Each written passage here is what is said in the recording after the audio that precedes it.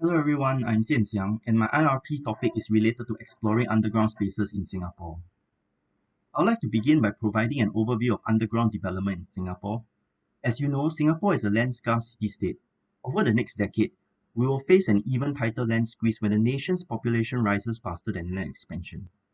To facilitate sustainable expansion of land use while optimizing existing land, in turn to free up surface land for housing, community activities and green spaces, the government has been planning and developing several infrastructure underground over the past years. These include retail malls like CityLink Mall and Marina Bay Link Mall, commercial facilities like MBS's Heart of House, roads and expressways like KPE, MCE and the future North-South Corridor, MRT lines, storage facilities like the Underground Ammunition Facility and the Jurong Rock Caverns, as well as utility systems such as the Deep Tunnel Sewage System and the Marina Bay Common Service Tunnel. The Singapore government has undertaken several initiatives and major studies in underground space development. Besides setting up the National Geology Office tasked with investigating Singapore's bedrock geology, the government also passed two legislative changes in 2015 to facilitate underground space planning. The first was the Land Acquisition Amendment Act that enabled them to purchase land beneath private blocks. The other being the State Lands Amendment Act that limit private owners to 30 meters of space below their properties. URA commissioned Arup to conduct a benchmarking study of underground space use overseas. The objective was to establish guidelines for underground space planning and development based on international best practices.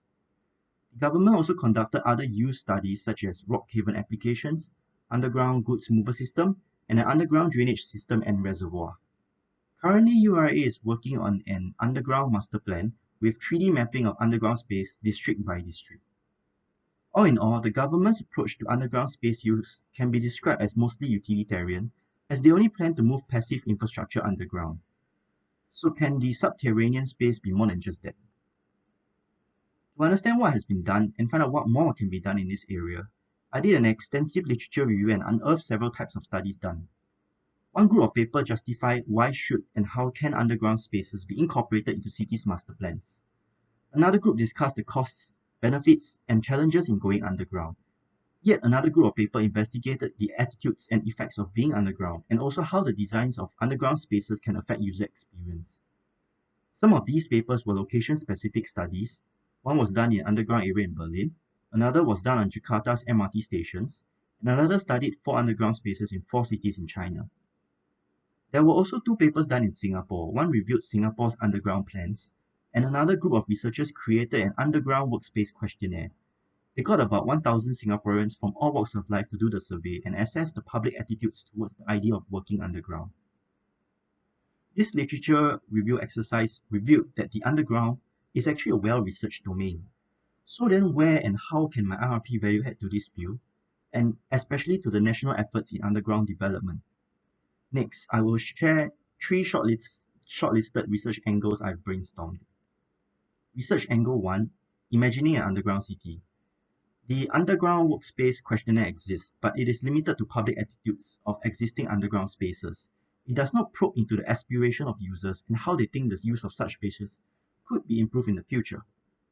Thus, this research angle would involve speaking with people to understand how they would envision the future of Singapore underground. Particularly, the focus will be on gathering views of young people as they represent the future of Singapore. The outcome will be to create an underground city blueprint that can be used to nudge the authorities to consider moving more human activities underground in the future.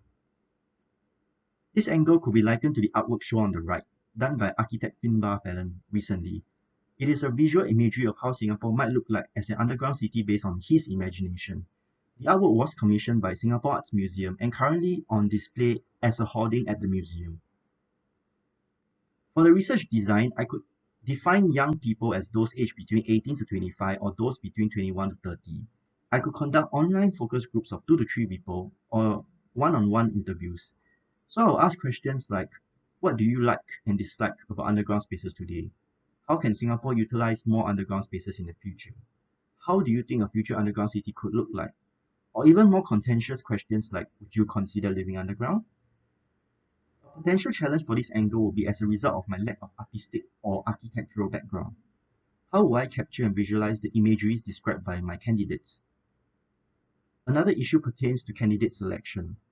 How do I ensure I pick the appropriate people to speak with? Preferably, they should be passionate about national development. Research angle 2, infographic of underground space use in Singapore, present and future. To date, there is no comprehensive and publicly available list of underground space use in Singapore. So this research angle would entail presenting information of underground users today and in the future. And so, the outcome of this angle will be to create a comprehensive web-based infographic of all underground spaces known for general knowledge purposes. For this angle, I envision collecting and presenting secondary data sourced from various sources in a web-based scrollytelling form. However, the issue is, while I have coding background, I am not proficient in web programming. Detailed information about underground spaces might be unavailable or sensitive to obtain and could hinder the exhaustiveness of my list.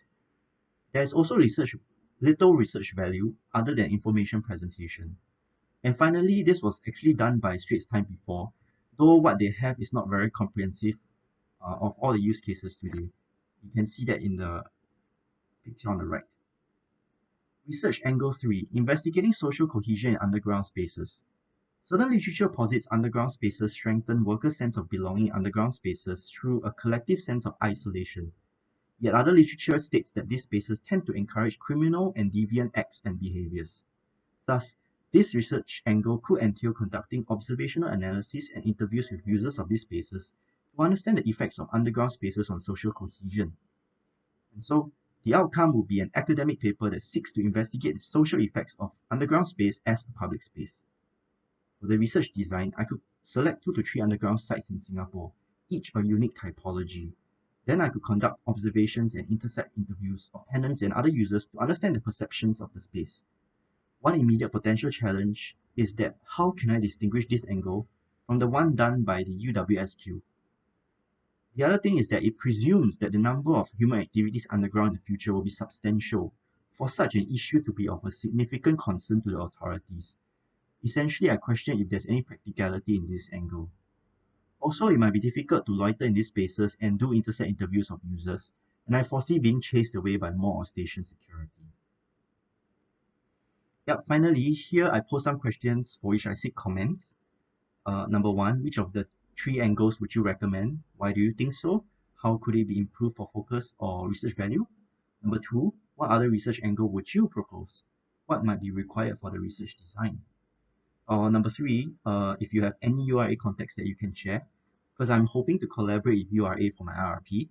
I've reached out to the Arab lead who worked on the benchmarking study for URA and an architect in URA who worked on the underground planning in Marina Bay, but I have not gotten any response from either of them yet. So that's all from me. Hope you've enjoyed my little presentation. Remember to like and comment. I'll also briefly flash my references in the following slides. Feel free to pause and take a look at them. Thank you.